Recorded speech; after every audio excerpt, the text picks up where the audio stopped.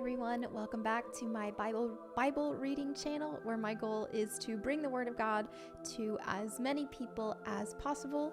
So today I will be picking up where we left off in Job chapter 3. At last Job spoke, and he cursed the day of his birth. He said, "Let the day of my birth be erased, and the night I was conceived. Let that day be turned to darkness. Let it be lost, even to God on high, and let no light shine on in. Let the darkness and utter gloom claim that day for its own. Let a black cloud overshadow it, and let the darkness terrify it. Let that night be blotted off the calendar, never again to be counted among the days of the year, never again to appear among the months. Let that night be childless, let it have no joy. Let those who are experts at cursing, whose cursing could rouse Leviathan, curse that day. Let its morning stars remain dark. Let it hope for light, but in vain. May it never see the morning light. Curse that day for failing to shut my mother's womb, for letting me be born to see all this trouble. Why wasn't I born dead? Why didn't I die as I came from the womb? Why was I laid on my mother's lap? Why did she nurse me at her breast? Had I died at birth, I would now be at peace. I would be asleep and at rest. I would rest with the world's kings and prime ministers, whose great buildings now lie in ruins. I would rest with princes, rich in gold, whose palaces were filled with silver. Why wasn't I buried like a stillborn child, like a baby who never lives to see the light? For in death the wicked cause no trouble, and the weary are at rest. Even captives are at ease in death, with no guards to curse them. Rich and poor are both there, and the slave is free from his master. Oh, why give light to those in misery, and life to those who are bitter? They long for death, and it won't come. They search for death more eagerly than for hidden treasure. They're filled with joy when they finally die." Sorry, I'm about to sneeze. Okay. I think I'm good. Or maybe not.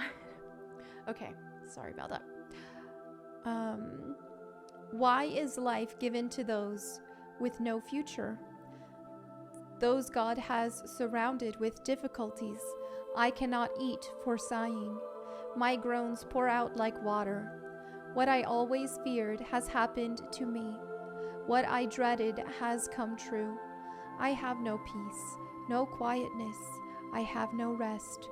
Only troubles come. Only trouble comes. Job chapter 4. Then Eliphaz the Temanite replied to Job, "Will you be patient and let me say a word? For who could keep from speaking out? In the past you have encouraged many people. You have strengthened those who were weak. Your words have supported those who were falling. You encourage those with shaky knees, but now when trouble strikes, you lose heart. You are terrified when it touches you. Doesn't your reverence for God give you confidence? Doesn't your life of integrity give you hope? Stop and think. Do the innocent die? When have the upright been destroyed? My experience shows that those who plant trouble and cultivate evil will harvest the same.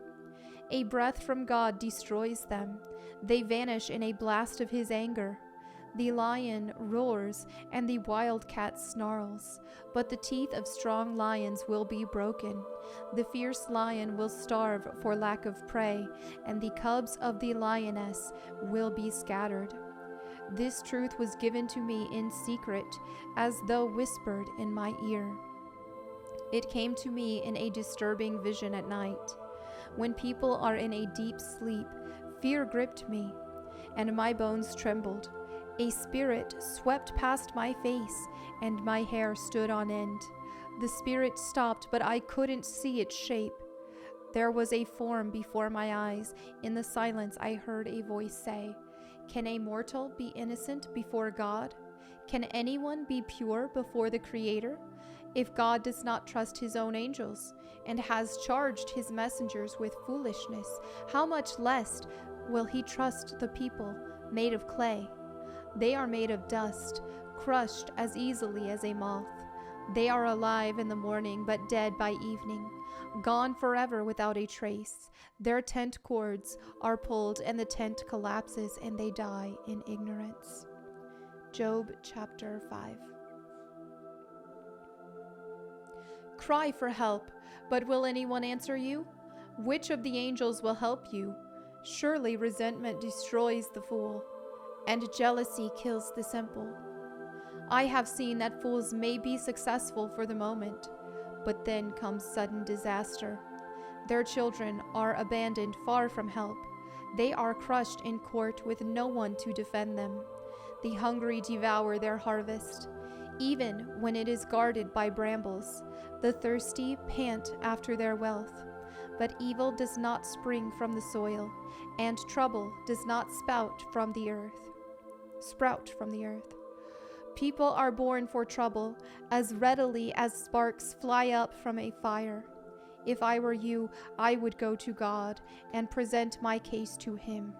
He does great things too marvelous to understand. He performs countless miracles. He gives rain for the earth and water for the fields. He gives prosperity to the poor and protects those who suffer. He frustrates the plans of schemers, so the work of their hands will not succeed. He traps the wise in their own cleverness, so their cunning schemes are thwarted. They find it is dark in the daytime, and they grope at noon as if it were night. He rescues the poor from the cutting words of the strong, and rescues them from the clutches of the powerful. And so at last the poor have hope, and the snapping jaws of the wicked are shut. But consider the joy of those corrected by God. Do not despise the discipline of the Almighty when you sin. For though he wounds, he also bandages. He strikes, but his hands also heal. From 6 disasters he will rescue you, even in the 7th. He will keep you from evil. He will save you from death in time of famine, from the power of the sword in time of war. You will be safe from slander, and have no fear when destruction comes. You will laugh at destruction and famine. Wild animals will not terrify you. You will be at peace with the stones of the field, and its wild animals will be at peace with you. You will know that your home is safe. When you survey your possessions, nothing will be missing. You will have many children. Your descendants will be as plentiful as grass. You will go to the grave at a ripe old age, like a sheaf of grain harvested at the proper time. We have studied life and found all this to be true. Listen to my counsel and apply it to yourself. All right, and that is it for today's Bible reading. Thank you all so much for your fellowship. As always, if you have any prayer requests, please leave them in the comments below. And myself, I have an unspoken prayer request. I would make this stuff a lot more public, but given the fact that I have a bunch of people who hate me on the internet, whenever we do go through hard times or whenever certain things happen, they like to celebrate those things. So for that reason, I can't say what it is, but I do ask that you would please pray for me during this time. So thank you all again. I really appreciate you, and I will see you tomorrow. God bless and goodbye.